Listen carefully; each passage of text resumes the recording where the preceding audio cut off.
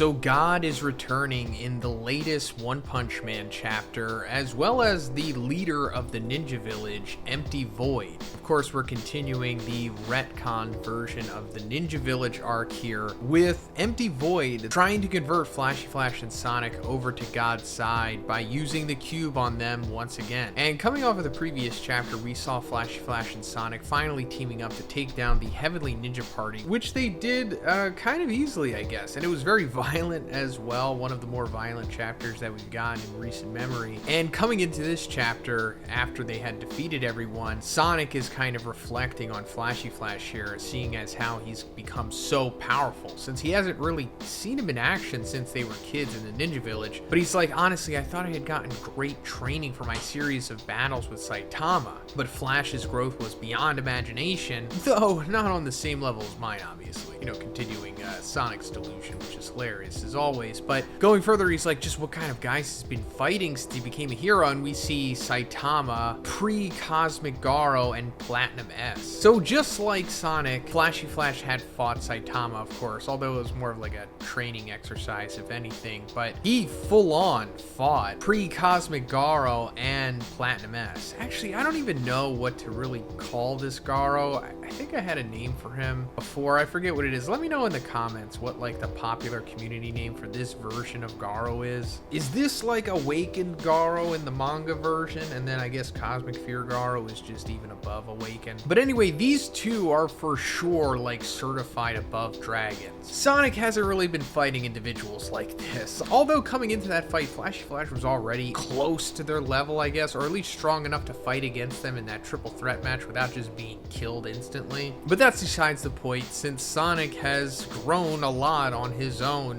quite recently, actually. He's become really powerful coming into this arc, which is understandable because he sat out most of the Monster Association arc, especially the latter portion of it. But anyway, they're coming across the final member of the Heavenly Ninja Party who's still alive, and he's basically just hyping up Empty Void by saying like they have no chance against him, he's just way too powerful, and that he can unleash endless ninjutsu so intense that you'd think they were genjutsu, which is, you know, pretty interesting because when we saw Empty Void fight Flashy Flash and Sonic in the previous version of this arc, he was essentially using genjutsus against them. But Sonic, of course, is just dismissing him as he normally would, and it ultimately comes to this guy just dying, and Sonic talking to Flash is like, it seems like that man, you know, referring to Empty Void, will come all the way here just to be hunted down, Flash. And then he looks at Flash, and Flash is like, yeah.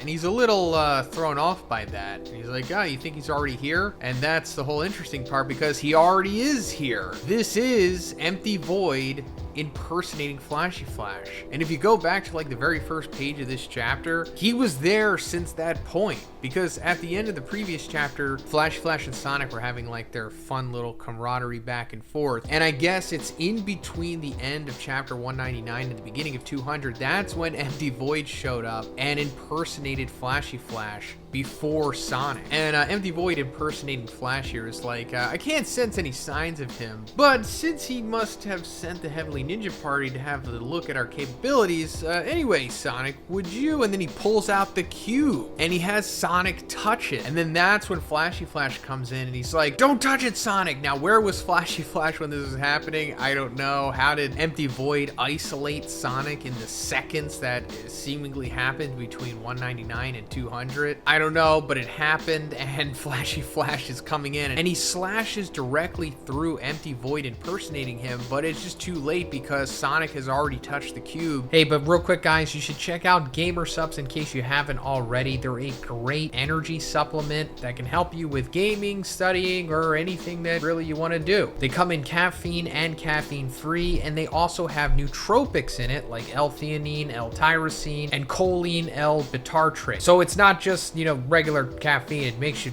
really feel good and focused. And also you're going to want to pair it with the new Gamer Supps flavor, strawberries and cream. This also has a pretty aesthetic design to it, and the taste is pretty straightforward. It's strawberries and cream, which tastes great, and if you like that flavor profile, you're gonna absolutely love this. They also have these awesome sus bars, which are only 100 calories and only has 1 gram of sugar and 8 grams of protein. My favorite flavor is is the chocolate. I cannot get enough of these things. They also have gamer tea in both caffeinated and non-caffeinated. I personally really like the caffeine-free sleepy time with theanine. You can also get some of these awesome gamer soups, which I absolutely love. So guys, check the link in the description and make sure to use code BIGZ for 10% off. Thanks, guys. And we see it like traveling up to his brain and affecting it. That's more brain symbology that we've seen associated with God. Maybe this could symbolize it like affecting his pineal gland, which is like also referred to as the third eye. And we know that that Esper ability where you can see into the future is also referred to the third eye. And it also connects back to, like I said, with brain symbology. Back when God gave Psychos like that initial power up when she fused with Orochi, the cover page for that chapter showed the veins and roots of that creature forming like a brain. But anyway, after Flash slices through Empty Void, he just easily avoids it and winds up behind him, grabbing his hand. He's like too slow. And Flash tries to counter him with a kick, but Empty Void just hits him with the cube in the chest, and this also hits his brain as well. And then after that, it like sends Flash into like the sunken place from Get Out, and this is just sending him into his own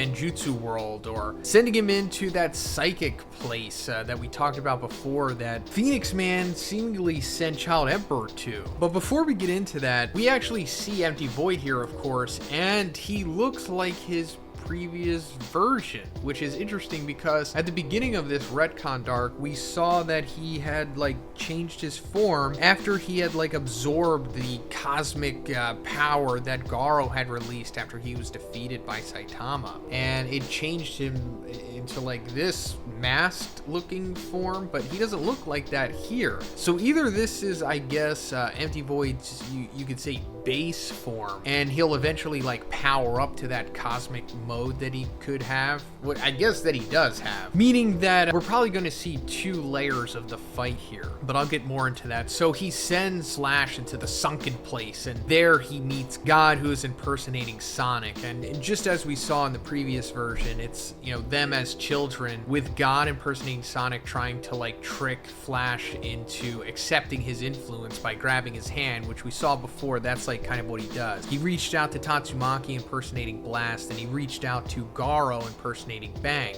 The latter he got to touch his hand at least, which was enough to send his cosmic energy into him and to make him into Cosmic Fear Garo. But what we're seeing here with Flash, it's not going to be that simple. Now, again, this is, you know, changing what originally happened. So I don't know if it's going to play out the same way, because that's where the chapter ends. In the original version, what happened with this is that Sonic came in at the last second and cut Empty Void, like, in reality. And that, like, broke the Genjutsu inside of Flashy Flash before he had to like touch God's hand. So I guess that could happen again. And it also showed us like the Genjutsu dream world thing that Sonic was experiencing. And it was like where these monster cells like became alive and tried to get Sonic to eat them. That was like God's trying to convince Sonic to become one of his disciples, but it didn't work on him. And then that gave him enough time to slash Empty Void. Now, like I said, is that going to happen again? Not sure, but I'm sure something like that will happen to some extent. And then they both wind up fighting Empty Void, to where it's not looking like it's gonna go well for them because he outspeeds both of them, and that's when Blast shows up and he just winds up punching Empty Void. And that's like where the original Ninja arc ended before they decided to retcon it. So that might happen again, and then maybe they'll have like an extended fight against Empty Void in like his base form, I guess you could say, and maybe it'll be somewhat competitive. And then when he powers up to like his cosmic mode, that's when Blast shows up, and maybe we'll get like a full-fledged fight out of Blast here, where he fights like Cosmic Empty Void, and it's like a serious cosmic level battle, which would be incredible. But let me know what you think about this chapter.